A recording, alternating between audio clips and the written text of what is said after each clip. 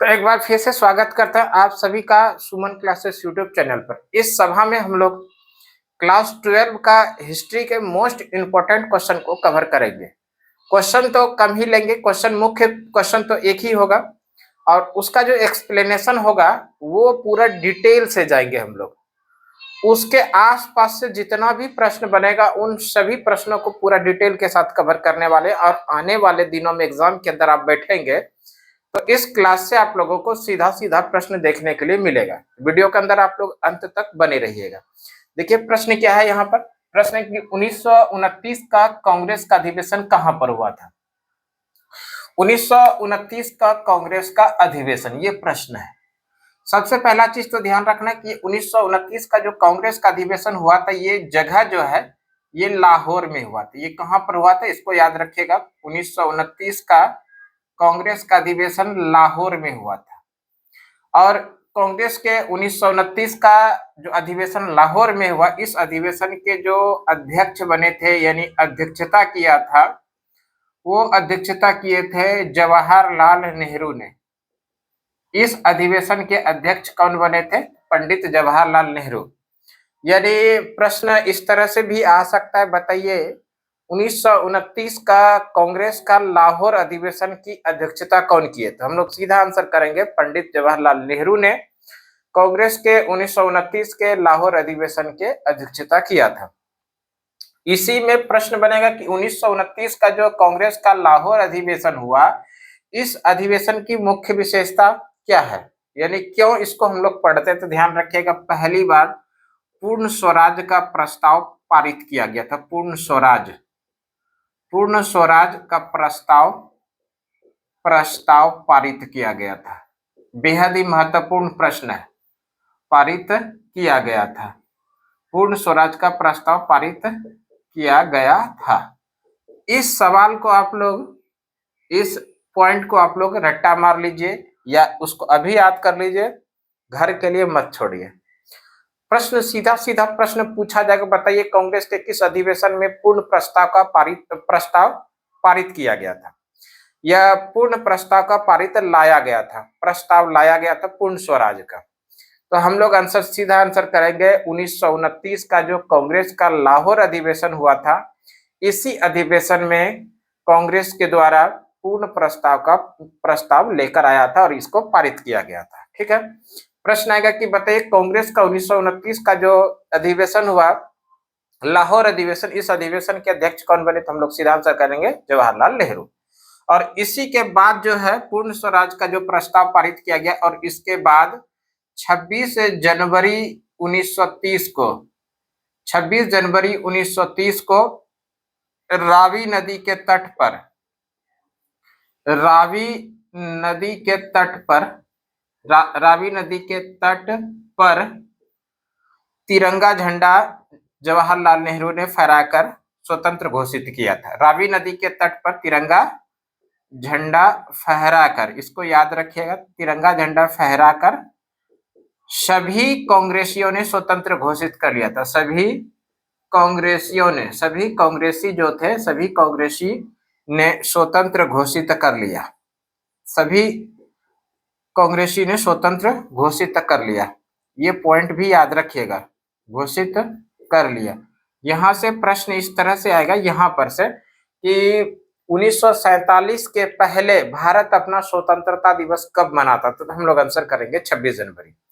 26 जनवरी 1930 को रावी नदी के तट पर तिरंगा झंडा फहराकर सभी कांग्रेसी ने स्वतंत्र घोषित कर लिया। और यहाँ पर जो तिरंगा झंडा फहराया था वो जवाहरलाल नेहरू ने फहराया था, इसको भी याद रखिएगा।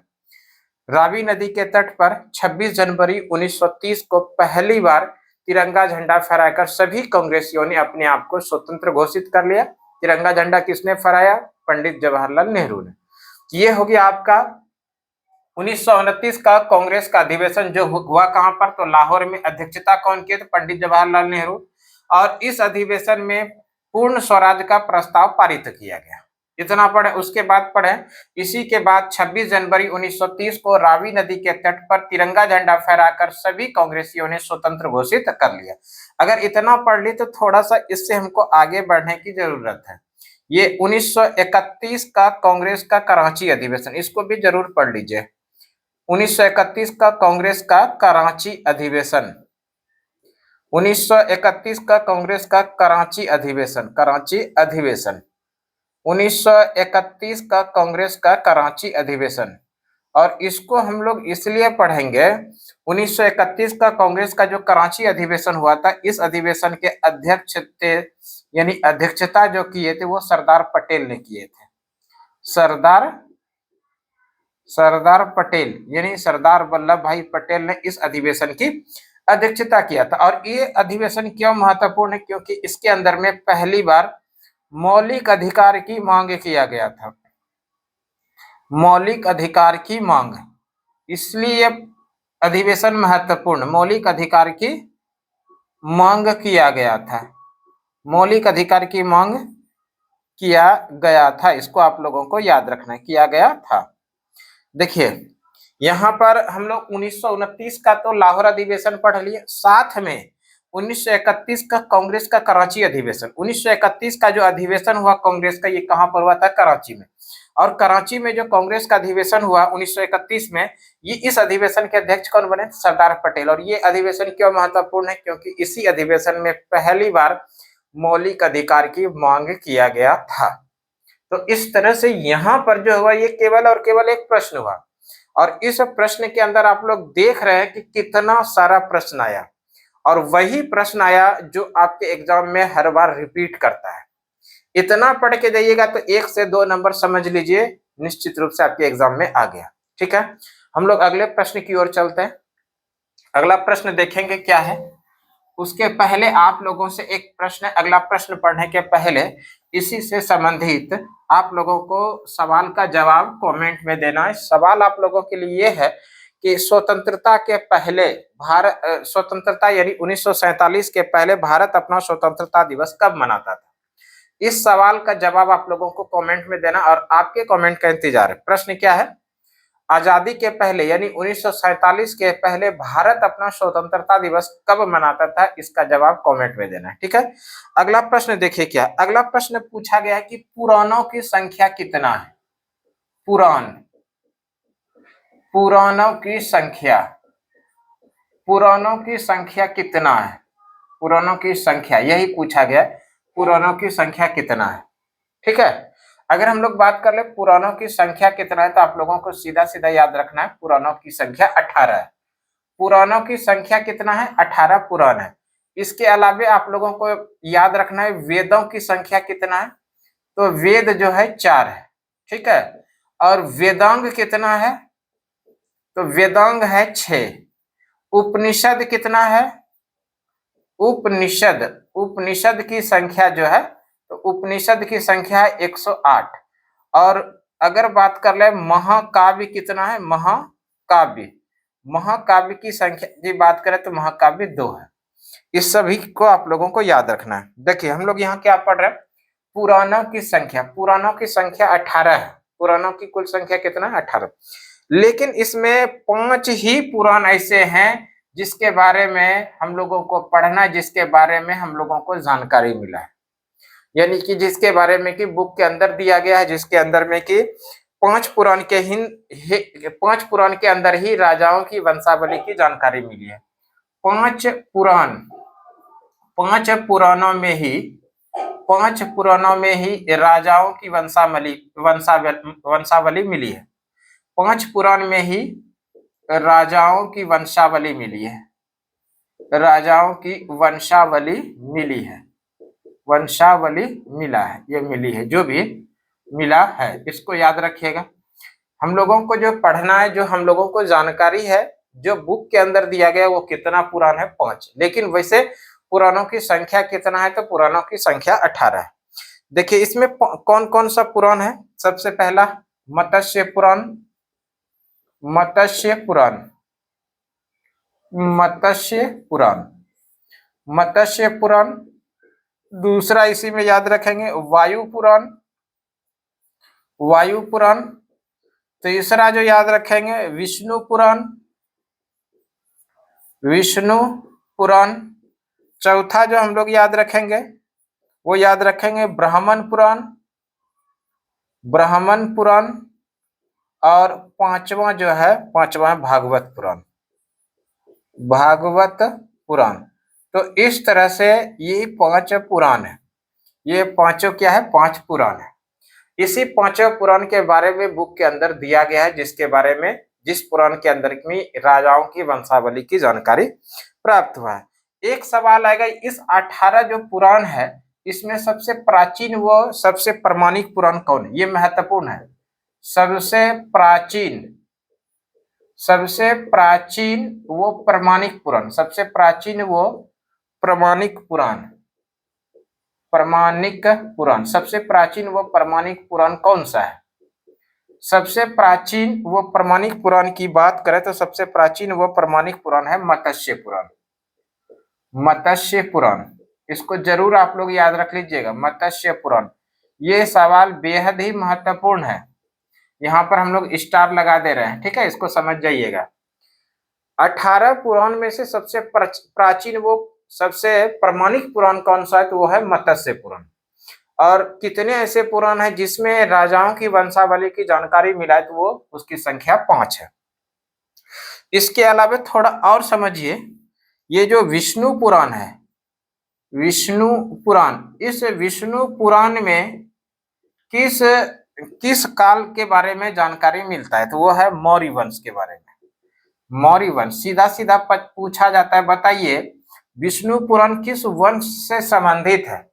तो हम लोग आंसर करेंगे विष्णु पुराण जो है मौर्य वंश से संबंधित है। विष्णु पुराण किस वंश से संबंधित है? मौर्य वंश। उसी तरह से ये जो मत्स्य पुराण है, मत्स्य पुराण, मत्स्य पुराण संबंधित है आंध्र सातवाहन से। मत्स्य पुराण आंध्र सातवाहन वंश से संबंधित, सातवाहन, आंध्र सातवाहन वंश से संबंधित, इसको भी याद रखिएगा। मत्स्य पुराण आंध्र सातवाहन वंश से संबंधित है। और वायु पुराण की बात करें तो वायु पुराण जो है, वायु पुराण गुप्त वंश से संबंधित है। गुप्त वंश, गुप्त वंश से संबंधित जो पुराण है वो वायु पुराण है। मौर्य वंश के बारे में जो जानकारी मिलता है किस पुराण में? तो विष्णु पुराण में। आंध्र सातवाहन वंश के बारे में जो जानकारी मिलता है वो मत्स्य पुराण में। और गुप्त वंश के बारे में जो जानकारी मिलता है किस पुराण में? वायु पुराण में। यहाँ से भी सवाल आप लोगों को एग्जाम के अंदर देखने के लिए मिल सकता है, ये भी महत्वपूर्ण है, ठीक है। इसी में एक चीज और ध्यान रखिएगा, यहाँ तो हम लोग पढ़ चुके हैं कि वेदों की संख्या कितना है? 4 है। वेदांग कितना है? 6 है। उपनिषद कितना है? 108 है। महाकाव्य कितना है? 2 है। और एक याद रखिएगा आप लोग, विवाह, विवाह के कितने प्रकार है? विवाह जो है, विवाह 8 प्रकार के हैं। विवाह कितने प्रकार के हैं? 8 प्रकार के। इसी में 2 प्रकार का विवाह का वर्णन है। 8 प्रकार में भी 2 है, एक प्रशस्त है, प्रशस्त विवाह, और दूसरा जो है वो है अप्रशस्त, अप्रशस्त। अब ये समझिए प्रशस्त और अप्रशस्त क्या? प्रशस्त है जिसमें सर्वसम्मति से विवाह की जाती है, जिसको उत्तम विवाह भी कहा जाता है, ये हो गया प्रशस्त विवाह। और दूसरा जो है निंदित विवाह, जिसमें कि जबरदस्ती अनुचित रूप से विवाह किया जाता है, उसी को कहा जाता है अप्रशस्त विवाह, ठीक है। और ये दोनों की संख्या 4 है, ठीक है। आप लोगों को इसको पूरा ध्यान रखना है। और थोड़ा समझ लीजिए, अगर हम लोग महाकाव्य के बारे में बात कर रहे थे, ये देखिए महाकाव्य कितना है? महाकाव्य 2 है। एक है महाभारत, महाभारत, और दूसरा जो है वो है रामायण। दूसरा क्या है? रामायण। तो ये दोनों क्या हो गया? ये दोनों महाकाव्य हो गया, ठीक है। प्रश्न क्या था? पुराणों की संख्या कितना है? तो पुराणों की संख्या 18 है। और इस 18 पुराण में जिसके बारे में राजाओं की वंशावली मिली है, जिसके बारे में हम लोगों को जानकारी है, जिसके बारे में बुक के अंदर दिया गया है, तो उसके कितने पुराण है? तो 5 पुराण है। और इस 18 पुराण में से सबसे प्राचीन व प्रमाणिक पुराण कौन सा है? तो वो है मत्स्य पुराण, जो बेहद महत्वपूर्ण है। सबसे प्राचीन व प्रमाणिक पुराण कौन सा है? तो सबसे प्राचीन व प्रमाणिक पुराण है मत्स्य पुराण, ठीक है। और कितने पुराण में राजाओं की वंशावली मिली है? तो 5 पुराण के अंदर में राजाओं की वंशावली मिला। ये 5 पुराण कौन कौन है? मत्स्य पुराण है, वायु पुराण है, विष्णु पुराण है, ब्राह्मण पुराण है और भागवत पुराण। ये पांचों पुराण के अंदर में राजाओं की वंशावली की जानकारी मिला है। अब यहाँ पर थोड़ा और बात की, विष्णु पुराण किस वंश से संबंधित है? विष्णु पुराण मौर्य वंश से संबंधित है। ठीक है। मत्स्य पुराण आंध्र सातवाहन वंश से संबंधित है। वायु पुराण गुप्त वंश से संबंधित। इन सभी चीजों को देखें। उसके बाद हम लोग पढ़े वेदों की संख्या कितना है, तो वेदों की संख्या 4 है। वेदांग कितना है, तो वेदांग जो है वो 6 है। उपनिषद 108 है। महाकाव्य 2 है। विवाह के कितने प्रकार है, विवाह के 8 प्रकार है। इसमें 2 प्रकार के विवाह, एक प्रशस्त विवाह जिसमें कि हम लोग उत्तम विवाह इसको कहते हैं, जिसमें कि सर्वसम्मति से विवाह की जाती है, उसकी संख्या 4 है। और वो प्रशस्त विवाह ये निंदनीय विवाह है। वो निंदनीय विवाह जिसमें कि जबरदस्ती की जाती है ना, गैर तरीके से की जाती, तो वो प्रशस्त विवाह, इसका भी संख्या 4 है। इन सभी चीजों को देखें।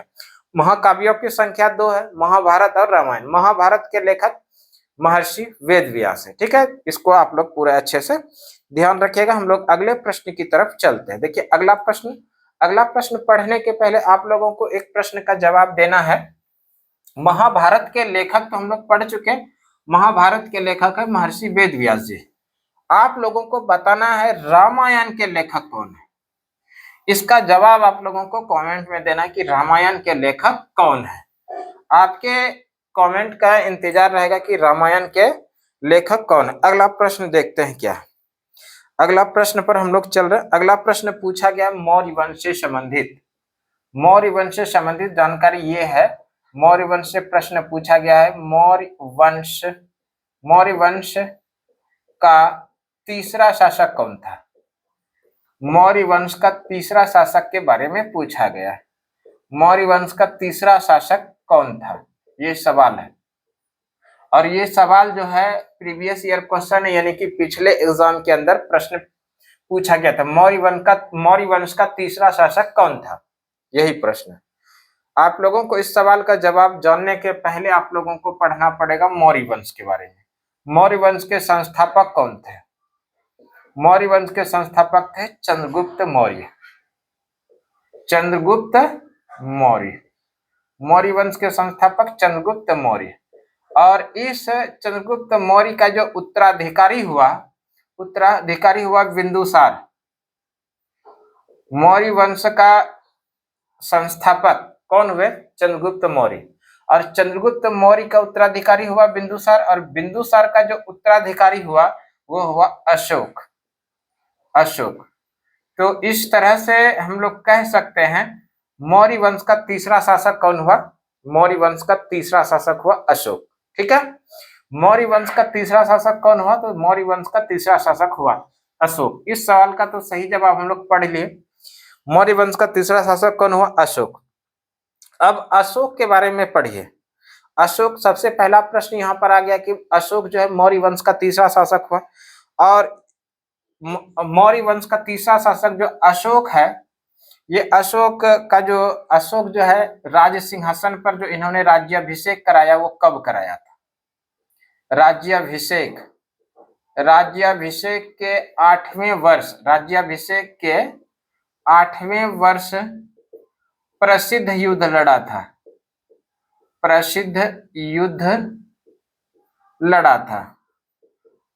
था।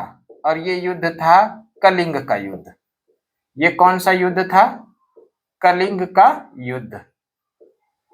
जब अशोक राज्याभिषेक कराया, उस राज्याभिषेक के 8वें वर्ष उन्होंने कलिंग का युद्ध लड़ा था।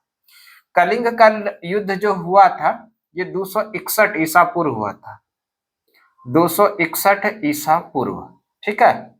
और कलिंग का युद्ध एक ऐसा युद्ध था, इस कलिंग युद्ध के बाद सम्राट अशोक का जीवन बदल दिया। उसके हृदय परिवर्तन कर दिया। अपने जीवन में कभी भी हथियार नहीं उठाने की प्रतिज्ञा किया सम्राट अशोक ने। किस युद्ध के बाद? तो ये युद्ध है कलिंग का युद्ध। कलिंग का युद्ध कब हुआ? कलिंग का युद्ध हुआ 261 ईसा पूर्व। और इसी कलिंग युद्ध के बाद सम्राट अशोक का हृदय परिवर्तन हो गया और अपने जीवन में कभी भी हथियार नहीं उठाने की प्रतिज्ञा किया। इतना ही नहीं, उसके बाद इन्होंने बौद्ध धर्म को अपना लिया। कलिंग युद्ध के बाद सम्राट अशोक ने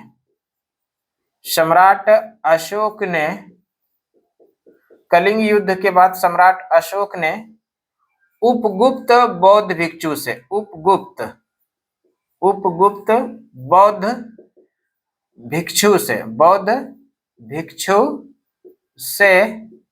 बौद्ध धर्म की दीक्षा लिया। बौद्ध धर्म की दीक्षा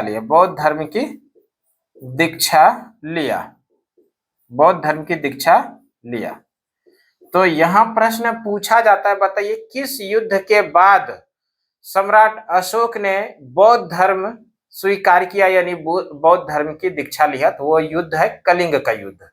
कलिंग का युद्ध 261 ईसा पूर्व लड़ा गया था। इसी युद्ध के विजय के बाद सम्राट अशोक ने अपने जीवन में कभी भी हथियार नहीं उठाने की प्रतिज्ञा किया। इतना ही नहीं, उन्होंने बौद्ध भिक्षु उपगुप्त नामक बौद्ध भिक्षु से इन्होंने बौद्ध धर्म को स्वीकार कर लिया, यानी बौद्ध धर्म को अपना लिया। केवल बौद्ध धर्म को अपना ही नहीं लिया, बल्कि बौद्ध धर्म का प्रचार प्रसार इस तरह से करने लगे कि समझ लीजिए इनके जीवन में बौद्ध धर्म के अलावा कुछ है ही नहीं। इसी क्रम में बौद्ध धर्म का प्रचार प्रसार के लिए इनके पुत्र का नाम था महेंद्र, और पुत्री का नाम था संघमित्रा। इन दोनों को बौद्ध धर्म का प्रचार के लिए सिंघल यानी श्रीलंका भेजा। बौद्ध धर्म के प्रचार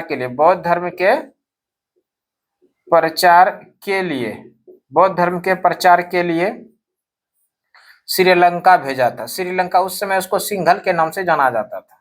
श्रीलंका भेजा। और इतना ही नहीं, इसके अलावे महात्मा बुद्ध का जन्म स्थली लुम्बिनी, महात्मा बुद्ध का जन्म स्थली जो है लुम्बिनी है, और इस लुम्बिनी को कर मुक्त कर दिया,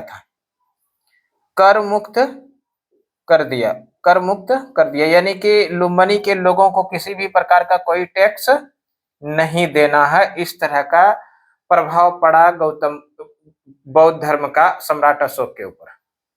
ठीक है, यहां से प्रश्न आता है कि बताइए कलिंग का युद्ध कब हुआ? तो हम लोग सीधा आंसर करेंगे। कलिंग का युद्ध हुआ 261 ईसा पूर्व। प्रश्न आएगा कलिंग युद्ध के बाद सम्राट अशोक ने किनसे बौद्ध धर्म की दीक्षा लिया? तो उपगुप्त नामक बौद्ध भिक्षु से।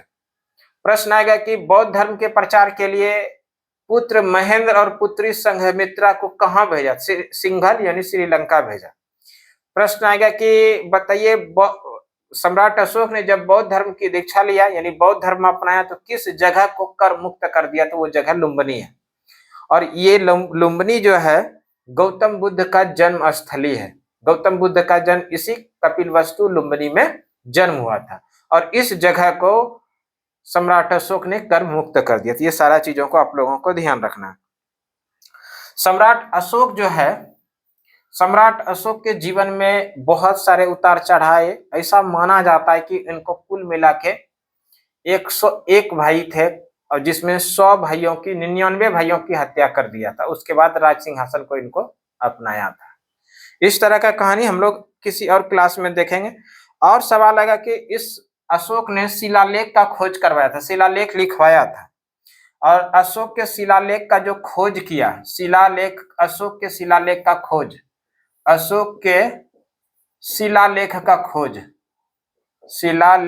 खोज, इसको याद रखिएगा। शिलालेख को खोजा था, अशोक के शिलालेख को खोजा था किसने?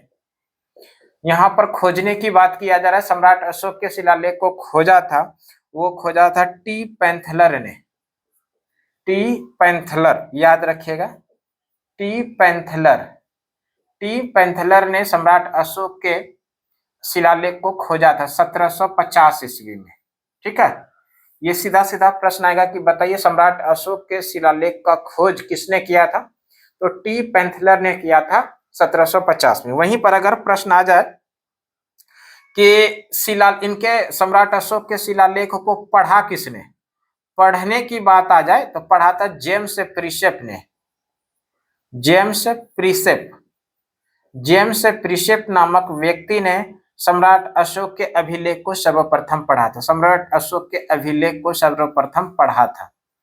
अभिलेख पढ़ने की बात किया जाए, अभिलेख को पढ़ा था सर्वप्रथम, अभिलेख पढ़ा था सर्वप्रथम, पढ़ा था सर्वप्रथम। वो किसने पढ़ा था? तो जेम्स प्रिसेप ने। किस वर्ष? तो 1837 में। इसको याद रखिएगा। सम्राट अशोक के शिलालेख का जो खोज किया था वो खोजा था टी पेंथलर ने 1750 में, जबकि पढ़ने की बात आ जाए तो इन्होंने पढ़ा था जेम्स प्रिसेप नामक व्यक्ति ने 1837 में। क्लियर है? तो अब हम लोग जो है अगले प्रश्न पर चलेंगे। अगला प्रश्न देख लेते हैं क्या है। अगला प्रश्न पर जाने के पहले आप लोगों से एक प्रश्न है जिसका जवाब आप लोगों को कमेंट में देना है, ठीक है? और प्रश्न ये है, मौर्य वंश के जो संस्थापक थे चंद्रगुप्त मौर्य, इनके प्रधानमंत्री कौन थे? मौर्य वंश के संस्थापक चंद्रगुप्त मौर्य के प्रधानमंत्री का नाम क्या था? इसका जवाब आप लोगों को कमेंट में देना है। अगला प्रश्न देख लेते हैं क्या है। अगला प्रश्न पूछा गया, सिंधु घाटी सभ्यता का पूर्वी बिंदु कौन सा है? सिंधु घाटी सभ्यता का पूर्वी बिंदु, सिंधु घाटी सभ्यता का पूर्वी बिंदु कौन सा है? पूर्वी बिंदु कौन सा है? सिंधु घाटी सभ्यता का पूर्वी बिंदु बोलिए या पूर्वी स्थल बोलिए, कौन सा है? स्थल कौन सा है? कौन सा है? ठीक है। सिंधु घाटी सभ्यता का पूर्वी बिंदु, सिंधु घाटी सभ्यता का पूर्वी बिंदु है, पश्चिमी बिंदु है, उत्तरी है, दक्षिणी, सभी पढ़ेंगे। सबसे पहले आप लोग समझिए सिंधु घाटी सभ्यता, जिसको कि हम लोग हड़प्पा सभ्यता भी कहते हैं। हड़प्पा सभ्यता, सिंधु घाटी सभ्यता या हड़प्पा सभ्यता दोनों एक ही बात है। सिंधु घाटी सभ्यता या हड़प्पा सभ्यता का टाइम पीरियड 2300 ईसा पूर्व से 1750 ईसा पूर्व। ये ईसा पूर्व की बात किया जा रहा है। अभी थोड़ा सा हम लोग डिस्कशन करेंगे ईसवी और ईसा पूर्व क्या है। कभी आप लोग इस क्वेश्चन को जानना चाहें ईसवी और ईसा पूर्व में क्या अंतर है, और ये है क्या ईसवी और ईसा पूर्व? पढ़ते आ रहे हैं लगातार कई वर्षों से, अगर जानकारी है तो बताइए ईसवी और ईसा पूर्व में क्या अंतर है। हम लोग इसको ईसा पूर्व बोलते हैं। जैसे अगर हम लोग पढ़ेंगे कि बक्सर का युद्ध किस ईस्वी में हुआ, यहाँ पर ईस्वी पढ़ते हैं। हम लोग पढ़ते हैं कि महात्मा बुद्ध का जन्म कब हुआ, तो हम लोग पढ़ते हैं 563 ईसा पूर्व। जैसा कि अभी हम लोग यहाँ पर पढ़ रहे हैं 2300 से लेकर 1750 ईसा पूर्व। तो ईस्वी और ईसा पूर्व में अंतर क्या है, ये हम जानना चाह रहे हैं। तो समझिए आप लोग, ईस्वी और ईसा पूर्व ऐसा माना जाता है, ये जो कैलेंडर है, कैलेंडर की शुरुआत हुई जिस वर्ष ईसा मसीह का जन्म हुआ उसी वर्ष से कैलेंडर की शुरुआत माना जाता है। जिस वर्ष ईसा मसीह का जन्म हुआ उसी वर्ष से इस कैलेंडर की शुरुआत हुई, ऐसा माना जाता है। तो ईसा मसीह के जन्म के पहले क्या ये पृथ्वी नहीं था, ये दुनिया नहीं था? तो बिल्कुल था। तो ईसा मसीह के जन्म के पहले जितनी भी घटनाएं घटित हुई है, जिनके बारे में हम लोगों को पढ़ना है, जिसके बारे में कि किताब के अंदर लिखा गया है, वो सारा घटना ईसा पूर्व में पढ़ते हैं। और ईसा मसीह के जन्म के बाद की जितनी भी घटनाएं हैं जो कि हम लोगों को पढ़ना, जिसके बारे में किताब के अंदर लिखा गया, उसको ईस्वी में पढ़ते हैं। ठीक है। ईसा मसीह के जन्म के पहले जितनी भी घटनाएं घटित हुई है, जिसका कि किताब में उल्लेख है, जिसको हम लोगों को पढ़ना है, जिसका लिखित साक्ष्य है, उसको ईसा पूर्व में पढ़ते हैं। और ईसा मसीह के जन्म के बाद की जितनी घटनाएं हैं वो ईस्वी में पढ़ते हैं। ठीक है, तो ये अंतर है। तो इसका मतलब ये है कि अभी 2300 से लेके 1750 ईसा पूर्व, यानी कि जैसे मान लीजिए एक उदाहरण हम समझाते हैं कि महात्मा बुद्ध यानी गौतम बुद्ध का जन्म कब हुआ? 563 ईसा पूर्व। इसका मतलब है अभी ईसा मसीह को जन्म होने में 563 वर्ष बचे हुए हैं, यानी उससे पीछे चलना है। जैसे उस समय ईसा पूर्व में टाइम पीरियड पीछे चलते हैं। देखिए 563 ईसा पूर्व में इनका जन्म हुआ और 480 यानी 400 आसपास में इनकी मृत्यु हो गई। ये तो घटते हुए क्रम में चल रहा है, और जबकि ईस्वी में क्या आता है, वो बढ़ते हुए क्रम में चलता है। ये अंतर है। तो आप लोग समझ गए होंगे ईसा पूर्व और ईस्वी में क्या अंतर है। क्लियर है? तो हम लोग प्रश्न पर आते हैं। प्रश्न यहाँ पर देखिए क्या है, सिंधु घाटी सभ्यता का पूर्वी बिंदु या पूर्वी स्थल कौन सा है। उसके पहले हम लोग पढ़ रहे थे हड़प्पा सभ्यता। हड़प्पा सभ्यता का टाइम पीरियड जो है वो है 2300 ईसा पूर्व से लेके 1750 ईसा पूर्व, ऐसा बुक के अंदर दिया गया। वैसे अगर इसमें थोड़ा सा और डिटेल चलेंगे तो 2600 ईसा पूर्व से 1900 ईसा पूर्व ये चीज जो दिया गया है ये आपको एनसीईआरटी के बुक में मिलेगा। ठीक है, तो इसको भी आप लोग मिला सकते हैं। हम आप लोगों के साथ सारा चीज डिस्कशन कर रहे हैं, ऐसा नहीं कि कुछ किसी चीजों को छोड़ रहे हैं। मतलब जितना जरूरी है उतना तो पढ़ रहे हैं, जरूरत से ज्यादा भी पढ़ रहे हैं, ताकि जब आप क्लास 12 पास करके किसी प्रतियोगी परीक्षा की तैयारी करें तो वहां भी आपको ये सारा प्रश्न पूछा जाता है, वहां भी आप लोग इस प्रश्न को आसानी से बना सकते हैं। तो इस तरह से पढ़िए कि एक पंथ दो कार्य। ठीक है, तो देखिए प्रश्न क्या है, सिंधु घाटी सभ्यता का पूर्वी बिंदु या पूर्वी स्थल कौन सा है। ये है पूर्वी, हम लोग पढ़ेंगे। उसके पहले हड़प्पा सभ्यता के बारे में पढ़ रहे थे। हड़प्पा सभ्यता जिसका टाइम पीरियड 2600 से लेकर 1900 ईसा पूर्व, ये ईसा पूर्व है। ठीक है, जो एनसीईआरटी के बुक में दिया है। और यहाँ पर वैसे हम लोगों को जो जानकारी है वो 2300 से लेकर 1750 ईसा पूर्व। क्लियर। और सिंधु घाटी सभ्यता जो है इसका आकार की बात कर लें पहले। आकार जो है इसका आकार त्रिभुजाकार है, त्रिभुजाकार है। सिंधु घाटी सभ्यता का आकार किस प्रकार का है, तो त्रिभुजाकार। इसको जरूर याद रखिएगा। सिंधु घाटी सभ्यता या हड़प्पा सभ्यता का क्षेत्र जो है, क्षेत्रफल कितना है। क्षेत्रफल की बात करें तो सिंधु घाटी सभ्यता या हड़प्पा सभ्यता का क्षेत्रफल जो है वो 13 लाख वर्ग किलोमीटर लगभग है। 13 लाख वर्ग किलोमीटर लगभग में, 13 लाख वर्ग किलोमीटर लगभग, इसको याद रखिएगा। 13 लाख वर्ग किलोमीटर लगभग। एक सवाल आएगा, और सिंधु घाटी सभ्यता इसको कांस्य युगीन सभ्यता के नाम से भी जानते हैं। कांस्य युगीन सभ्यता, सिंधु घाटी सभ्यता को कांस्य युगीन सभ्यता भी कहते हैं। क्यों कहते हैं, जितनी भी धातुओं का यूज किया गया था उन सभी धातुओं में सबसे ज्यादा धातु कांसा का यूज किया गया था, इसलिए इसको कांस्य युगीन धातु, कांस्य युगीन सभ्यता के नाम से भी जानते हैं। सिंधु घाटी सभ्यता को कांस्य युगीन सभ्यता इसलिए कहते हैं क्योंकि जितने धातुओं का प्रयोग किया गया था, उपयोग किया गया था, उन सभी धातुओं में सबसे ज्यादा कांसा धातु का उपयोग किया गया था, इसलिए इसको कांस्य युगीन सभ्यता कहते हैं। एक सवाल और यहाँ पर याद रखिएगा, सिंधु घाटी सभ्यता के लोगों को किस धातु की जानकारी नहीं था। धातु की जानकारी नहीं था, किस धातु की जानकारी नहीं था, और ये कई बार एग्जाम में प्रश्न पूछा गया है। धातु की जानकारी नहीं था, वो धातु कौन सा है, तो वो है लोहा। इसको आप लोग निश्चित रूप से याद रखिए, ये कई बार एग्जाम में देखने के लिए मिला है। सिंधु घाटी सभ्यता के लोगों को किस धातु की जानकारी नहीं मिला, वो है लोहा। एक प्रश्न आएगा, सिंधु घाटी सभ्यता जो है आजादी के बाद सर्वाधिक स्थल कहां पर है। आजादी के बाद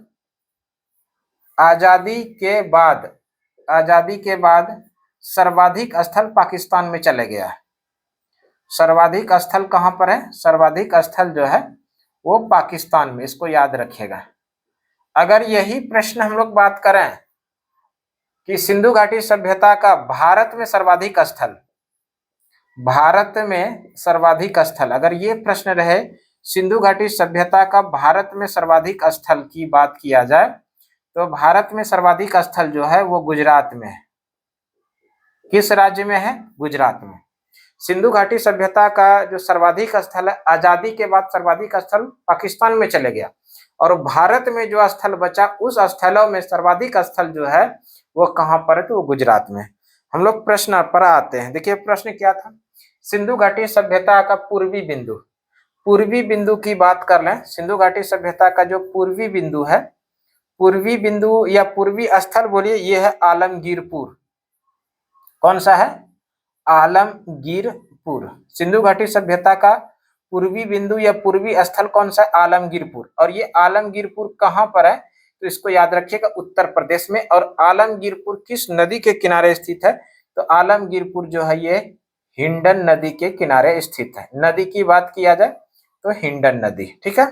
सिंधु घाटी सभ्यता का पूर्वी बिंदु या पूर्वी स्थल कौन सा है? आलमगीरपुर है। कहां पर है? हिंडन, सॉरी, है उत्तर प्रदेश में। नदी की बात किया जाए तो हिंडन नदी। उसी तरह ये पूर्वी बिंदु हो गया। अब आप लोग समझिए पश्चिमी बिंदु। पश्चिमी बिंदु के बारे में बात करते हैं। पश्चिमी सिंधु घाटी सभ्यता का पश्चिमी बिंदु जो है, पश्चिमी बिंदु है आपका बलूचिस्तान। बलूचिस्तान, और ये बलूचिस्तान सुतकंगेडोर में है। सुतकंगेडोर, सुतकंगेडोर। और ये कहां पर है? तो वर्तमान समय में ये पाकिस्तान के अंदर है। और अगर नदी की बात किया जाए किस नदी के किनारे स्थित है, तो आप लोगों को याद रखना है, नदी दास्क नदी के किनारे है, ठीक है। पूर्वी बिंदु हम लोग देख लिए आलमगीरपुर हिंडन नदी के किनारे उत्तर प्रदेश में। उसी तरह बलूचिस्तान कांगेडोर में है, जो कि पाकिस्तान में दास्क नदी के किनारे है। अब हम लोग समझिए सिंधु घाटी सभ्यता का सबसे उत्तरी बिंदु। उत्तरी की बात करें, सिंधु घाटी सभ्यता का जो उत्तरी बिंदु है वो है मांडा। मांडा कहां पर है? जम्मू कश्मीर में है। और नदी की बात किया जाए तो नदी ये है आपका, नदी चिनाब नदी है। किस नदी के किनारे है? चिनाब नदी के किनारे स्थित है। उसी तरह से सिंधु घाटी सभ्यता का दक्षिणतम बिंदु, दक्षिणतम जो बिंदु है वो है दाइमाबाद। दाइमाबाद, और ये दाइमाबाद कहां पर है? तो दाइमाबाद जो है महाराष्ट्र में है। किस नदी के किनारे? नदी जो है, तो नदी की बात किया जाए परवरा नदी भी याद रखिए, और साथ ही साथ आप लोग गोदावरी नदी भी याद रखिए। जो ऑप्शन में दिखाई दे दे उसके अकॉर्डिंग आंसर कर दीजिएगा। तो इन चारों चीजों को आप लोग ध्यान रखिएगा। सिंधु घाटी सभ्यता का पूर्वी बिंदु आलमगीरपुर हिंडन नदी के किनारे उत्तर प्रदेश में, पश्चिमी बिंदु बलूचिस्तान सुतकांगेडोर जो दास्क नदी के किनारे पाकिस्तान में है। उसी तरह सिंधु घाटी सभ्यता का उत्तरी बिंदु मांडा है, जो जम्मू कश्मीर में चिनाब नदी के किनारे है। और दक्षिणतम बिंदु जो है वो है दाइमाबाद, जो महाराष्ट्र में परवरा यानी गोदावरी नदी के किनारे स्थित है। तो इस तरह से ये पूरा डिटेल हो गया, केवल एक प्रश्न नहीं लिए। समझ लीजिए इसमें कितना प्रश्न है। इसी तरह से हर प्रश्न को हम लोग पढ़ेंगे। देखिए दो बात हम बता रहे हैं, समझिएगा। दो चीज है, एक घर में आप भूसा रखिए, भूसा जो पशुओं का आहार है, पूरा रूम में भर के, और उसके जगह पे एक छोटा सा तिनका सोना रखिए। दोनों में क्या डिफरेंस? जगह ज्यादा लेगा, उसकी क्षमता कम है, लोगों के सामने महत्व कम है, और सोना छोटा है लेकिन लोगों के सामने महत्व। उसी तरह से ये पढ़ाई भी है। पढ़िए वही चीज जो आपके एग्जाम के पॉइंट ऑफ व्यू से इंपॉर्टेंट है, जो आपके एग्जाम के अंदर पूछा जाता है, जो आपको इन फ्यूचर काम करे वो चीज। सिलेबस कभी पूरा नहीं हो पाएगा, ये समझ लीजिए। कुछ ना कुछ कमी रह ही जाएगा। आप देखें किसी के घर में अगर विवाह शादी होता है तो जितना अरेंजमेंट, जितना सोच के रखता है, क्या पूरा हो ही जाता है? इम्पॉसिबल, कुछ ना कुछ अधूरा रह ही जाता है। उसी तरह से ये जो है पढ़ाई, इसी तरह से हम लोगों को अधूरा रखना है, लेकिन अधूरा वो रखना है जो आपके एग्जाम में नहीं आता है, पूरा वो करना है जो आपके एग्जाम में आता है। इन सभी चीजों के साथ हमारे साथ लगातार आप लोग बने रहिए। यकीन मानिए आपको जितना जरूरत है उससे ज्यादा हम देंगे, अभी के लिए भी देंगे, इन फ्यूचर के लिए भी देंगे। एक पंथ दो कार्य वाला काम करेंगे। तो इस वीडियो में इतना ही, अगले वीडियो में फिर से मिलते हैं। तब तक के लिए धन्यवाद। जय हिंद, वंदे मातरम।